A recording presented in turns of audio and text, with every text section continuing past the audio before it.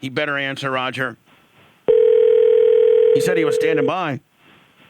Has he not answered before? Leave a message.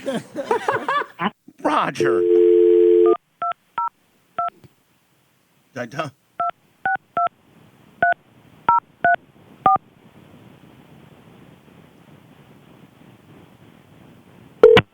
Hello. Hey, Raj, Bubba. Good morning. So I want to throw you a curveball real fast. Nothing that's going to get you in trouble or anything like that. Because my second question to you is, let's kind of talk about the Democratic deal last night. But my first question is to you, because you're Manson. When I went to go pick up Roger Stone and we're on the Howard Franklin Bridge, I've lived in this area all my life. I didn't know who the hell Howard Franklin was. Well, because Roger's so smart and knows a little bit about everything, I was going to test his knowledge on. Did you know that Ted Bundy had a daughter while he was in prison? Actually, I did not know that. And her name is Rosa Bundy. And we just did this. We were looking at, somebody sent us this article, and indeed it did happen. And so we were thinking about, and we pulled a picture of Rosa Bundy. She's 41. And it's been verified that indeed that's her dad. But we were thinking, what kind of person is Rosa if your dad's Ted Bundy and your mom is the woman that wanted Ted Bundy's sperm? Like what type of chance does this person have? What type of person would this person be? And were they on the stage last night for the Democratic debate? They may have won the debate last night. That's, you know what?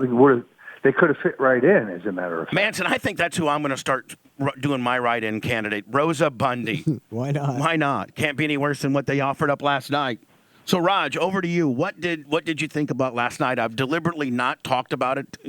I wanted you to give me, what you thought about it. Well, first of all, would somebody wake Joe Biden up? I think maybe Trump should start calling him Slow Joe. I mean, this guy seems catatonic and out of it. Very, very slow on the uptake and particularly slow on defense. I mean, I think the irony here is Kamala Harris made a fool of him. What they really should be arguing about, Bob, is which one of them has sent more poor black people to jail, Kamala Harris or, Joe Biden's the guy who started the war on drugs. He's the guy who wrote the laws that provide for the harsh mandatory penalties for the first time nonviolent crime of possession of small amounts of drugs. Literally millions of black people and poor people have gone to prison over this. But Kamala wanted to one-up him. As Attorney General of California, she put that policy into overdrive. So to see the two of them arguing about who stands up more for black people, it's a laughable joke, but she hurt him very badly last night, I think. Who do you think, after this is all said and done, everybody is like, who won last night, and who, out of the two nights, who did the best? But just, I guess, breaking it down that, and you'll be fair about it. I mean, I know you don't think any of them got a chance against Trump, but like, if you had to say of the 20 or how many in two nights, who do you think did the best? You being the political guy, the political pundit, the spin doctor, the coach, who did the best? And one of the reasons it's hard to answer your question is any format that has 10 people on the stage at a time, two nights, 10 each, that's 20. How can anybody show anything with so little time dedicated to their, time slot to speak?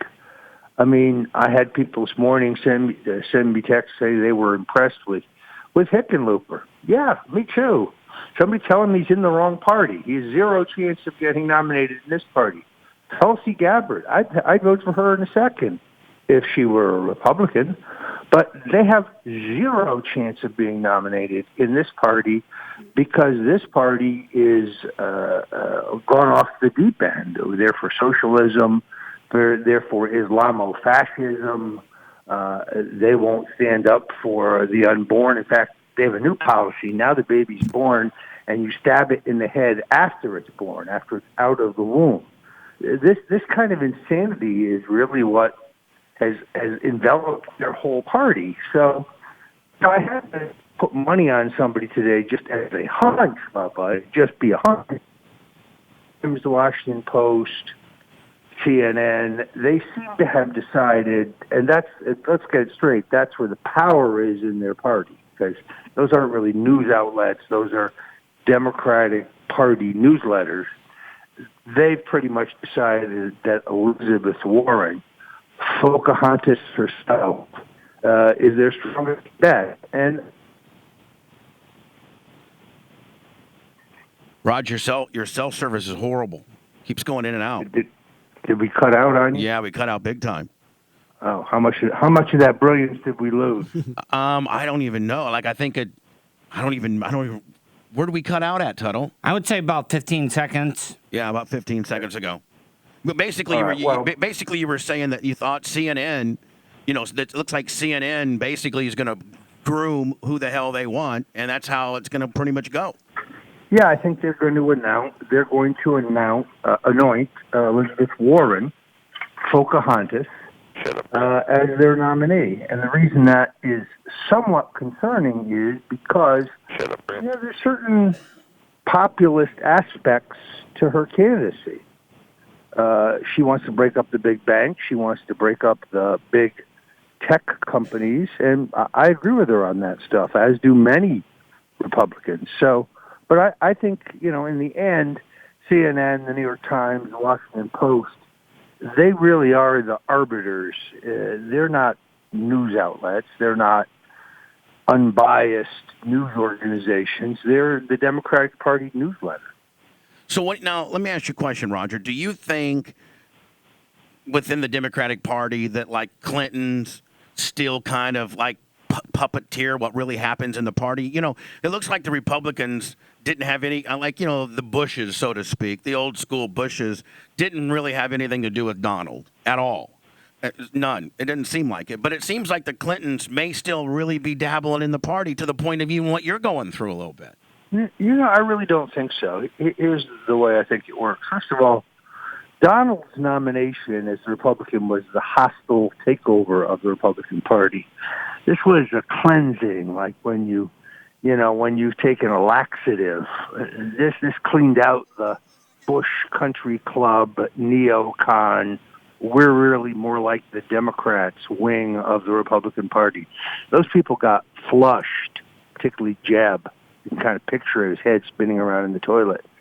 And they're gone. They have no influence anymore in the Republican Party. This is the new party of Donald J. Trump, the party of working people, the party that created 6 million new jobs.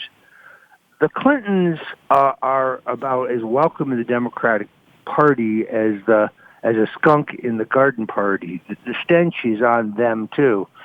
Bill's activities as an assaulter of women caught up with him. They were able to conceal that stuff in the 80s when there were only a couple news outlets and you could threaten them. But in the internet age, their whole dirty laundry came tumbling out. The fact that Bill had sexually assaulted multiple women, raping several of them, and that Hillary had played an active role in silencing those women, threatening them, bullying them, intimidating them, and so on. Then you have the Clinton Foundation, which is not a charity but a slush fund for grifters, and which they used as the vehicle for the facilitation of multi-million-dollar bribes. No one in the right world thinks that Hillary's going to run again. In fact, most Democrats understand she can't even walk, never mind run. So the most professional Democrats I know, and I have a few friends among the Democratic Party, they don't say it too loud, but it's true, they just want the Clintons to go away. Please shut up and go away. The people in the back who are pulling the Stone and Bubba are the Obamas. The Obamas are the ones who still control the party machinery. Really? And I've said this before, and I'll say it right here on your show. Michelle Obama is the most likely Democratic candidate for president in 2020. She'd be very, very formidable. She could raise the money almost overnight. She would have a ready-made organization in every state. And she would be much, much tougher to beat. Now, what proof do I have that she's running? Let me tell you. She and her husband insist that there's no way in the world that she'll run. There it is. There's your proof that she's probably running. Because in politics, True. if you are running, the thing to be doing right now would be to say you're not running. I also know that a lot of those early stories about Joe Biden's inability to keep his hands off of other people's children and wives, those are being pushed very hard by the Obama people. Really? They want Slow Joe out of the way as quickly as possible. What about this ticket? I'm not saying I'd like this ticket, but I could see how powerful this ticket could be, Raj, to the point of being scary. Michelle Obama, Oprah. Oh, man, can you imagine that? Probably win in a landslide. I mean, Raj, what would the Michelle Obama, Oprah ticket do? It's scary, is it not? I'd rather have them get former U.S. Senator Al Franken and former Green Party candidate Jill Stein for the Frankenstein ticket. I don't know, man. Oprah's scary because pop culturally, people are just so stupid. They'd be like, man, I got to vote for Oprah. Right? TV star. TV star. I got to vote for Roger. Well, you may remember that back in 2000, when I was trying to persuade Donald Trump to run for president then, the suggested running mate that I wanted, my first choice, was Oprah. It was on the cover of the New York Post and the New York Daily News at the time. God, Roger, Donald used to be very close, very close. Did you guys ever ask her, or was it only just brought up? Well, it was kind of a two-part question because Donald had decided that he wanted to before he went looking for a running mate, and he did give serious consideration to it. Ross Perot, who had run as the Reform Party candidate 4 years previously, was pushing him very hard to do it. Jesse Ventura, who had at that point was governor of Minnesota, an old friend of Donald's, pushing him very hard to do it. Ultimately, he decided correctly, in my opinion, that the time was not yet right. And I'm glad he didn't run in 2000 because we needed him in 2016, and you've seen the results. 6 million new jobs, 650,000 new manufacturing jobs, wage growth at the fastest pace in American history. And despite all those things, and I think this is really the most important thing, Bubba, this race is going to be very, very tough and very close. It is not just a walk away for Donald Trump. It is not going to be a landslide. The greatest single danger to Trump's reelection is overconfidence. Not his overconfidence, but the overconfidence of his supporters. So many of the people I know just think it's in the bag, and trust me, with those slime buckets at CNN broadcasting every night, it is not in the bag. It will be very tough, and it will be like it was last time. It's going to be it'll be a nail biter. Well, Raj, it's going to be a nail biter, isn't it? Yes, it is. He's going to have to come from behind at the end, as he did last time. Which states? Does it come down to like what it always does, Raj? Like Florida, Ohio, Wisconsin. Like, is it going to be like something like that? Yes, Michigan, Pennsylvania. Oh yeah, those. He's got to win all those, does he not? He does. Now the good news is, I do think that he's going to win Florida. I think he's in stronger shape in Florida than he was last time. A lot of that has to do with the fact that Ron DeSantis is doing a good job. Hey, Raj, we never really we don't get really too into the governor kind of deal. And the last governor we hated, and we kind of probably didn't better ourselves on some situations on hating him so much. And we tend to be like dicks more than we're cool. But we like this DeSantis guys. We really like this guy. I remember very specifically, Bubba, when you wanted to grab Rick Scott and polish his head. I remember like it was yesterday. I hate that guy, and I hope I don't get in trouble for saying it. Oh, no, he's a criminal. He stole $1 billion from Medicaid. He puts his holdings in a blind trust while he's governor, but he leaves his wife's holdings that are not in a blind trust right out there and open, and they're identical. So Rick Scott pockets $163 million by investing in Easy Pass while he's governor. Why this man is not in jail instead of the U.S. Senate, I really do not understand. Manson, that kind of how did that happen? Like, how do you let the governor get in on the Easy Pass deal, make $150 million while he's the governor? Nobody cares. They elected him after the $1 billion fraud, so obviously they don't care. Well, by a mere 13,000 votes. And what this proves is that in politics, if you have hundreds of millions of dollars, you can buy pretty much anything. Yeah, that's it. Rick Scott is so crooked, he's got to screw his hat on. I mean, it's unbelievable. So, Raj, by the way, Roger Stone, I need to get out where people can help Raj because if you're not familiar with, but I'm sure you are, the federal government is now prosecuting Roger for Raj. Are you allowed to say what? Yeah. I can say very little, but here's what I can say. I am accused of lying to Congress about Russian collusion. Of course, we determined in the Mueller report there was no Russian collusion. But I have pled not guilty, and I will go to trial in November. Hey, Raj, can I ask a real stupid? Can I ask a real stupid question? Witness against anyone else. I'm not going to do anything other than tell the truth. It's destroyed me financially. I think many people know that my association with Trump has a great deal to do with this. And you can help me by going to StoneDefenseFund.com. StoneDefenseFund.com. Last time I was in Tampa hanging out with Bubba, I raised quite a bit of coin for my legal defense fund. But, brother, I need $2 million for my lawyers. Can you believe that?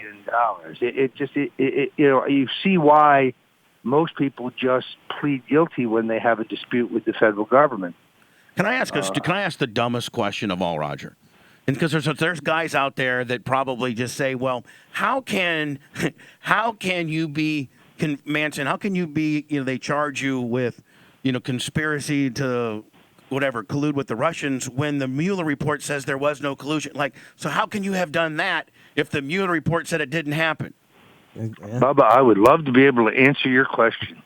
Like, Manson, how can you get tried for something that didn't happen? Because it's the federal government. I am specifically prohibited by court order from making any statement about the case, and I cannot do so now. All I can tell you is I pled not guilty, and I will have my day in court, and I will have my opportunity to explain my side of things. And here's what I don't understand. We're not going to do it here this morning on your show. Okay, but listen, here's what I don't understand, Manson. Here's a guy who's made a living and is as being a political pundit and a political advisor and in the media and a Fox contributor and I don't know how many best-selling books and master of Twitter and YouTube, and the guy's all over the place. There's a Netflix special about the guy. His reputation isn't one to not talk, and so you can't even. They have a gag order on this guy. How can our government put a gag order on a journalist? Like, how can they put a gag order on a journalist when the journalist is being, they're trying to throw this guy in prison? How can he not talk about what's happening to him on his forum? I don't know. How can that, Roger? How can that be? But again, can you not say anything about that either? I can't discuss it. I really wish I could tell you my opinion, but I am not able to do so at this time. Now, Roger. Latest is are they taking you back to court because they say you violated an order, or can I even talk about that? Well, I think it is widely reported in the newspaper that there was a motion by the government that I had violated the gag order. My lawyers answered yesterday saying that no, I did not. That's all I can really say. We'll see what happens from here. Wow. So I saw this on the FBI report. You may not be. You probably. You know what? I don't think you can talk about it, Raj. I was going to talk about how so I'm not. This is not a question to you. I'm just making a statement to my guys. Manson, there was this latest thing that just came down last week about Roger, where the FBI now said, well, the data that we obtained to arrest Roger Stone wasn't even obtained by us. We used a third-party computer place to find this data against Roger. We didn't find it on our own. How can that be? How can you go out and you're getting third-party people to say that, and you're not even doing your own research and you're putting a guy's life on trial? I don't understand how that happens. Well, once again, Bubba, I'm bursting at the seams to be able to discuss this, but I just can't do so. Raj, when's your hearing for when is your next hearing? I guess I can ask that. When is your next hearing? Our next public hearing is, I think, July 17th, which is in the normal course of of the trial. It is a hearing over my attorney's motion to suppress evidence on the basis of a number of issues. It's somewhat technical. But there's nothing more here I can talk about other than tell you that I will be acquitted on every count. When is the trial set, Raj? To do anything other than tell the truth. I'm not Michael Cohen. I won't be lying the way he lied. And I'd like to get it all over with because you're right. It destroyed me financially. I've lost my home. I've lost my car. I've lost most of my insurance. I've lost my savings. And if you see me on Instagram and I'm eating a big steak or a giant bowl of pasta, I can assure you somebody else is paying for it because I'm living on peanut butter and jelly sandwiches. And again, and I now have to rely on the kindness of strangers, which is a hell of a way to live when you're 66 years old. But, there's only one thing to do here, and the right thing is to do what I have done, plead not guilty and fight for vindication, and I will do that. Raj, we would like to check in with you and see how you're doing and how we can help. Where can people help again, Roger? Once again, stonedefensefund.com, stonedefensefund.com. Now, a lot of people ask about the iconic Roger Stone Did Nothing Wrong T-shirts. That's the T-shirt I was arrested in. You can get that at 1776.shop. And there's also now sweatshirts, hoodies, hats. It's become a very popular item. So if you want to show your support, or if you want to get in a fight with the guy at the next table, you're right. Get yourself a Roger Stone Did Nothing Wrong T-shirt at 1776.shop. Bubba, I know you have yours, and I know you wear it often. I have one, Raj, but they said it's a large, and I'm a XXX. So our friend from Orlando is getting me another one. Well, he better get his tail in gear. I will remind him. Raj, we'll be talking to you soon. I just can't begin to tell you how much I feel for you. You know that I've been going through a lot as well. We're on similar paths as to what we've lost, but I just know, Manson, I've been part of where they get you federally in the court system, and then they just churn and churn until you lose it all. What they do. And then when you're aligned with the current president and I mean, basically he's a political patsy. He really is. He probably can't say that, but Raj, we're pulling for you, buddy. Always will do anything I can to help you, my friend. Well, we are both in God's hands, which is why I know everything will turn out all right. Many thanks, Bubba. Thank you, Roger. I mean, this guy, man. I forgot to ask him about why I forgot to ask him about medical marijuana and how he can. I don't think he can do any of that now. Oh yeah. I forgot to ask about that. Damn it! I'll ask him that next week. Don't you think? And I'm sure Roger's off the phone. I want to make sure, so I don't want him to hear this, because he probably might be thinking this as well. Don't you think somebody would get a hold of Donald and say, Donald, do you know what's happening to your boy? I mean, you know that Donald Trump knows. Yeah, he knows. You don't think Donald couldn't send word? And I'm not talking, Manson, anything electronic where you take one of your boys out in the back of the Rose Garden and you whisper in his ear, you need to go to Florida and take care of Roger. Tell him it's going to be all right. I got him. That stuff happens. And then the guy, there's no email, there's no phone call. That guy literally somehow makes his way to Florida and gets word to Roger. Donald said he's got you. Just let this thing play out. Donald said he's got you. He's going to pardon. Yeah, but I mean, God dang. Like, Manson, I mean, I blow my brains out. I mean, I'm like, really? And can somebody get word to me? It's going to be all right? So anyway, Roger, what is it? StoneDefenseFund.com. StoneDefenseFund.com. Over to the Gene Lasker kind of deal. And I was just thinking about this. Oh, yeah, I heard you over there snickering, making some comments about Roger. Could have upset our guest. I know I wasn't. So, Manson, my question to you is this. In our lifetime, have we had a president that was so arrogant that he would allow sound bites disguised as ballpoint pens to be sold at all the convenience stores. That's not his voiceover. Oh, so you're saying that Yes, that obviously. Yeah, he's not letting them do that. They're just doing a parody. I know, but what I'm doing it. saying is like wherever in our society would you even want to buy? Like you were They've that, had the Obama one. They've had the George Bush. Both of those. Yeah. They've had all that They've stuff had for them all all. those presidents. What I'm saying is, at 7-Eleven. yeah, at 7-Eleven. I got to think that John F. Kennedy probably would have been like, I just want to run the country and do what's right. I don't need ballpoint pen. You know, Donald's helped licensing all this. You know, he's behind it. Manson, I think we're being Brian Bosworth by Trump right now. I think so. I think Trump goes, listen, I don't want to know about it. I think it's real cheesy, but get a voice actor to do pens of me. Oh, he's making money hand over fist. Yeah. He's getting pen money, right? I mean, if there was one president that would be narcissistic enough to do it, it would be him, would it not? Yep. I was going to get like kind of an overview as to how the Democratic convention went, but Can we just quit saying It's just Democratic? there's just way too many of them, and I think they're gonna like cannibalize each other. I don't even think that anybody from this debate or the debate the night before is going to be the candidate. no. They're going to pick somebody else. Look at this. You heard Roger Stone. Roger Stone said, and Manson agreed with him. I can see that happening. And I agree with him too. Roger Stone says, and we probably need to get that excerpt, Manson, and try to get it everywhere because I think he gave us I don't know that he said that. I don't know that he's necessarily said it that clearer in the fact that Michelle Obama is going to be your next candidate. Lock in. And they're going to let this whole clown thing go on for a while, Manson, and then I don't know, Christmas time probably before that.